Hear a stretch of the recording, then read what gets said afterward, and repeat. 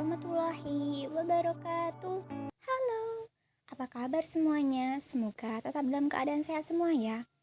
Pada kali ini kita akan belajar mengenai model pengembangan Hexcop yang akan dijelaskan oleh kelompok 8 yang beranggotakan 4 anggota kelompok, yaitu Nur Atika Wardani dengan NIM 12, Rizka Safitri dengan NIM 5, Nova Putriona dengan NIM 15, dan Nuri Iyanatul Mas'udah dengan NIM 26. Selamat menyaksikan. Saya akan menjelaskan sejarah singkat dan perkembangan Hexcube. Nah, pada awalnya, perkembangan Hexcube ini dikenal sebagai suatu nama kurikulum untuk anak usia 3-4 tahun. Kemudian, pada perkembangan selanjutnya, Hexcube ini dikenal sebagai suatu pendekatan dalam penyelenggaraan pendidikan anak usia dini. Kemudian, pada tahun 1960, program ini ditujukan untuk anak yang menghadapi kesulitan belajar, misalnya seperti anak luar biasa yang berada di lingkungan miskin, misalnya seperti di Ypsilanti. Nah, pada tahun 1962, David P. Weikat, yaitu Direktur Pelayanan Khusus dari Ypsilanti, mengembangkan suatu program yang diberi nama dengan Perry Preschool Project. Nah, yang kemudian hari Perry Preschool Project ini dikenal dengan Hexcube. Nah, Weikat mendesain proyek tersebut untuk merespon kegagalan sekolah. Nah, Weikat mengembangkan program intervensi untuk anak usia 3-4 tahun untuk mempersiapkan anak-anak prasekolah lingkungan miskin agar sama-sama sukses di sekolah. Kemudian program ini diselenggarakan di sebuah komunitas. Nah, kemudian seiring berjalannya waktu dipindahkan ke Perry Elementary School. Nah, pada tahun 1970, Weikat meninggalkan sekolah umum dan mendirikan Hexcube Educational Research Foundation. Kemudian pada tahun kedua Hexcube, yaitu pada tahun 1969, para staf menemukan dan memakai konsep perkembangan dari Jean Piaget. Nah, Piaget ini menawarkan konseptual yang menjadi dasar dan pembangunan model pendidikan anak usia dini. Nah, pada model Hexcube kali ini, Piaget menyatakan bahwa anak itu sebagai pembelajar aktif. Nah, program pendidikan Hexcube ini merujuk kepada teori pembelajaran Piaget yang dikembangkan berdasarkan hasil identifikasi terhadap perkembangan anak pada tahap perkembangannya. Nah, program ini disusun berdasarkan tugas-tugas perkembangan setiap anak yang berkembang melalui tahapan-tahapan tertentu. Nah, tugas guru di sini dalam melaksanakan program sesuai dengan karakteristik anak. Pengertian pengembangan model Hexcop. Model Hexcop merupakan suatu teknik dan strategi pembelajaran dalam berinteraksi dengan anak sehingga menjadikan anak dapat berpikir mandiri dan dapat memecahkan masalahnya sendiri. Di dalam model ini, anak-anak dikembangkan memiliki beraneka ragam keterampilan yang mencakup pemecahan masalah interpersonal dan komunikasi yang sangat penting untuk meraih kesuksesan anak-anak dalam bermasyarakat di masa depan yang sangat mudah berubah. Kemudian, kurikulum pada model Hexcop ini disesuaikan dengan perkembangan anak yang mendukung proses konstruksif serta perkembangan intelektual dan juga sosial yang muncul pada anak. Yang selanjutnya adalah tujuan dan prinsip utama model Hexcop. Yang pertama, saya akan menjelaskan mengenai tujuan dari model Hexcop. Tujuan dari model Hexcop ini adalah sebagai acuan dalam menstimulasi anak dalam berbagai aspek perkembangan, mulai dari fisik motorik, mulai dari sosial emosional, bahasa, kognitif, dan juga nilai agama dan moral, seni, semuanya itu dikembangkan. Selain itu, tujuan dari model Hexcop ini adalah untuk memberikan anak berbagai macam keterampilan untuk memecahkan masalah interpersonal dan juga komunikasi yang sangat penting untuk perkembangan anak meraih kesuksesan di masa depan di dalam masyarakat yang sangat cepat berubah. Nah, selanjutnya adalah prinsip dari model Hexcop. Ada 3 prinsip utama model Hexcop ini. Yang pertama adalah partisipasi aktif anak dalam memilih, mengatur, dan mengevaluasi kegiatan belajar yang dilaksanakan di bawah pengawasan bimbingan guru yang dilaksanakan dalam lingkungan belajar, dipenuhi dengan berbagai macam materi yang disediakan di berbagai pusat belajar. Kemudian yang kedua adalah perencanaan harian oleh staf pengajar yang disesuaikan dengan model kurikulum yang sudah sesuai dengan perkembangan dan observasi anak yang sesama. Kemudian yang terakhir adalah tujuan dan materi yang sejalan dengan perkembangan anak bagi anak-anak berdasarkan indikator-indikator utama perkembangan Hexcop. Jadi tujuan dan juga materi yang diberikan kepada anak sudah sesuai dengan indikator-indikator perkembangan yang ada pada kurikulum Hexcop atau model Hexcop ini. Selanjutnya, saya akan menjelaskan tentang aspek-aspek yang perlu diperhatikan dalam model Hexcop ini. Yang pertama yaitu ada belajar aktif. Nah, salah satu ciri anak dalam model Hexcop ini yaitu individu yang aktif. Nah, di mana berdasarkan ciri ini anak itu dilibatkan langsung dalam kegiatan pembelajaran maupun pengalaman dan dengan bersentuhan langsung dengan orang-orang maupun benda-benda di sekitarnya. Nah, pengalaman pembelajaran aktif ini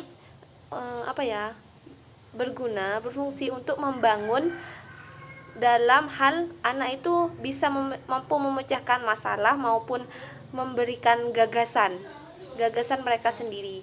Nah, dalam model Hexcop ini guru itu sebagai fasilitator di mana guru itu mengevaluasi dan juga berpartisipasi dalam kegiatan anak.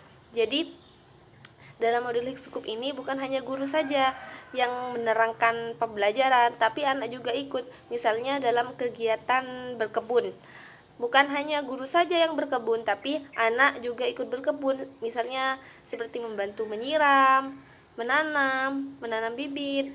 Nah, seperti itu. Kemudian aspek yang kedua yaitu interaksi anak dengan orang dewasa. Nah, orang dewasa ini bisa dikatakan seperti guru maupun orang tua. Guru maupun orang tua itu berinteraksi dengan anak dan juga mengamati bagaimana anak berpikir maupun dalam hal memecahkan masalah, seperti itu. Jadi guru maupun orang tua itu harus membimbing dan juga membantu anak dan serta memotivasi anak dalam kegiatan pembelajaran. Bisa dengan cara yang mengatur jadwal dan lingkungan. Jadi misalkan guru itu orang tua mengatur jadwal bermainnya itu kapan, jadwal belajarnya itu kapan, dan juga menciptakan lingkungan yang kondusif. Misalkan lingkungan bermain bagi anak, lingkungan belajar, seperti itu. Dan juga bisa dengan cara mempertahankan iklim sosial yang suportif. Jadi orang tua itu orang tua maupun guru itu mendukung anak sehingga terjalin hubungan yang baik antara anak dan juga guru gitu. Jadi bisa dengan pendekatan emosional anak, dibujuk sehingga anak itu tidak merasa takut dan merasa nyaman pada guru. Bisa juga dengan cara mendukung penyelesaian konflik yang konstruktif. Jadi biasanya kebanyakan orang tua itu jika anak menghadapi masalah, orang tua itu langsung membantunya, membantu menyelesaikannya. Tapi jangan begitu. Sebaiknya guru maupun orang tua itu membiarkan anak untuk mencari solusi mereka sendiri. Bisa juga dengan bantuan, tapi apa ya, biarkan anak saja yang berpikir. Jadi misalkan nih, anak itu apa ya, mempunyai masalah di sekolahnya. Misalkan anak itu tidak punya teman gitu, akhirnya orang tua menanyakan kenapa, apa ya, apa sih masalahmu gitu. Misalkan mungkin anak akan menjawab, aku tidak, aku dijauhi sama teman-teman, aku nggak punya teman, misalkan begitu. Jadi orang tua itu menanyakan, kenapa kok bisa tidak punya teman, apa sebabnya. Mungkin anak akan mulai bercerita kalau dia itu sebenarnya nakal di sekolah, seperti itu misalkan. Nah, jadi orang tua itu memberikan arahan, gimana kalau apa ya, mungkin orang tua itu akan memberikan arahan, ya misalkan ada anak yang nakal, kamu itu gimana perasaannya, mungkin gitu. Jadi anak itu mungkin akan berpikir, oh iya ya, aku kalau nakal mungkin aku nggak punya teman. Jadi misalkan anak ada yang nakal, mungkin aku juga kesel juga gitu mungkin. Jadi anak itu berpikir, sehingga anak itu mungkin akan mengatakan pada ibunya, iya ibu, aku nggak mau nakal lagi, aku mau minta maaf besok. Jadi mungkin keesokan harinya anak itu menyelesaikan masalah itu dengan meminta maaf pada teman-temannya, karena dia itu sudah nakal, berbuat usil. Nah, itu namanya juga membantu, dan anak menemukan solusi solusi sendiri tanpa apa ya, tanpa harus orang tua yang berpikir. Kemudian yang ketiga yaitu lingkungan pembelajaran. Jadi dalam hal ini pembelajaran itu dilakukan dengan menata ruang kelas dalam 5 atau lebih pusat minat. Nah, maksudnya ada area-area yang ditandai dengan nama sederhana sehingga dapat memberikan pengertian pada anak. Misalkan ada area buku, ada area bermain, ada area rumah. Nah, misalkan seperti itu. Nah, dengan variasi yang lebih jelas ini, maka ada jalan untuk anak menemukan atau menggunakan apa yang mereka selesaikan. Jadi pengaturan seperti ini mendukung anak untuk menemukan dan menggunakan bahan untuk bereksplorasi dan belajar tentang dunia mereka. Nah, misalkan apa ya, dalam kelas itu ada tempat tempat tempat alat permainan. Jadi setelah anak melakukan kegiatan bermain, anak bisa meletakkannya di tempat itu. Nah, secara lebih rinci, lingkungan pembelajaran dalam pembelajaran High ini harus memenuhi beberapa kriteria. Yang pertama yaitu sekolah harus menyediakan lingkungan pembelajaran dan fasilitas pembelajaran yang kondusif untuk belajar dan merefleksikan tahapan yang berbeda dalam perkembangan masing-masing anak. Yang kedua yaitu sekolah harus menyediakan ruang yang layak untuk melakukan seluruh program kegiatan. Dan yang ketiga yaitu ruang harus disusun dalam area yang fungsional yang dapat dikenali anak dan berpeluang terjadinya interaksi sosial serta aktivitas individual. Nah, seperti tadi menyediakan apa ya, area bermain maupun bisa juga tempat buku-buku anak seperti itu. Jadi anak itu mengenal, oh tempat buku di sini, oh kegiatan bermainnya itu di sini, seperti itu.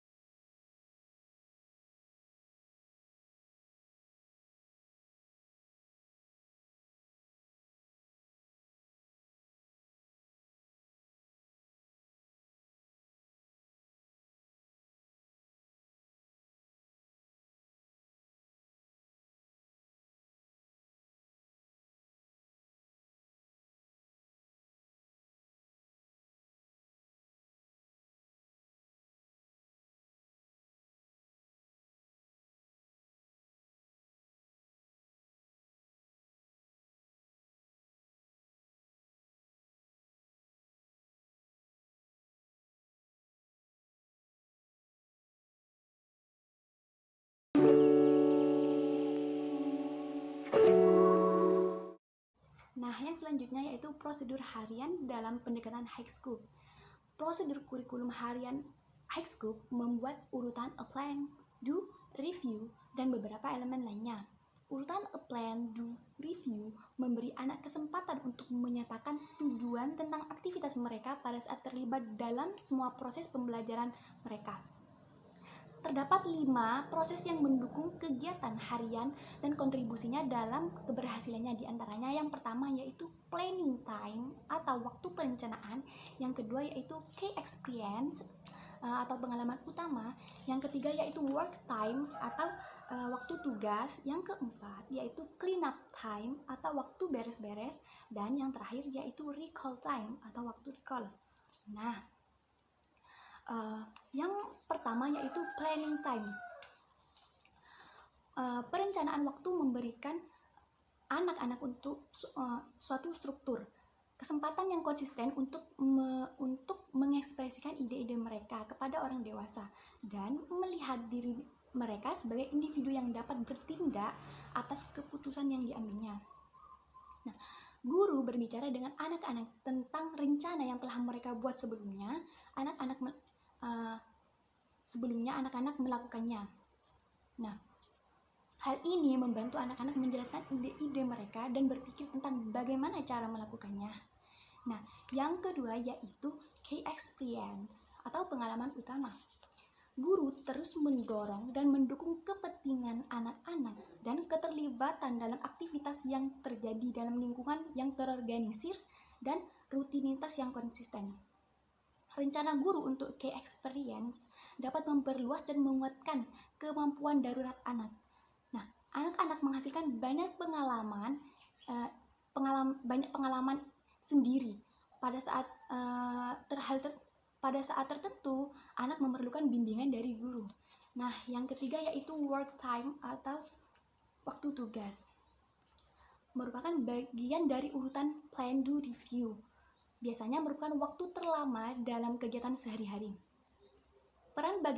Di sini peran bagaimana anak mendapatkan informasi, berinteraksi dengan teman, dan menyelesaikan masalah.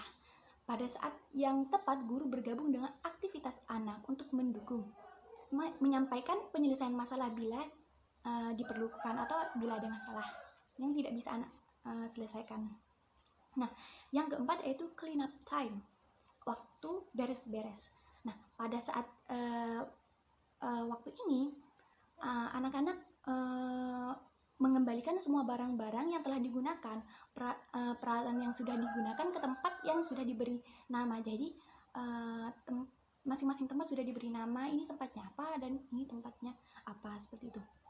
Dan menyimpan proyek mereka yang belum diselesaikan. Semua barang diberi nama karena mempermudah anak untuk mengembalikan barang kepada tempatnya. Nah, yang terakhir yaitu recall time atau waktu recall, merupakan tahapan terakhir dari plan, do, review. Merupakan saat di mana anak menyampaikan hasil pekerjaan mereka. Nah, di sini mereka mungkin menyebutkan nama-nama orang yang terlibat dalam kegiatan mereka, menyebutkan cara memecahkan masalah yang mereka hadapi, dan bercerita seperti itu. Guru dapat membantu anak menghubungkan pekerjaan mereka dengan rencana awal. Pada review ini, anak diizinkan untuk mengatakan apa yang mereka lakukan dan bagaimana prosesnya. Hal terpenting adalah cara anak menyampaikan kegiatan merupakan gambaran dari pola pikirnya. Baik, untuk yang selanjutnya akan disampaikan oleh teman saya.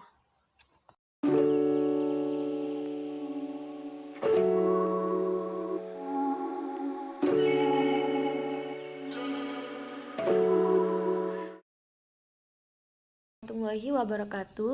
Di sini saya akan menjelaskan tentang pendekatan pembelajaran dalam program High-Scope. Pendekatan pendidikan High-Scope menekankan pada pembelajaran aktif.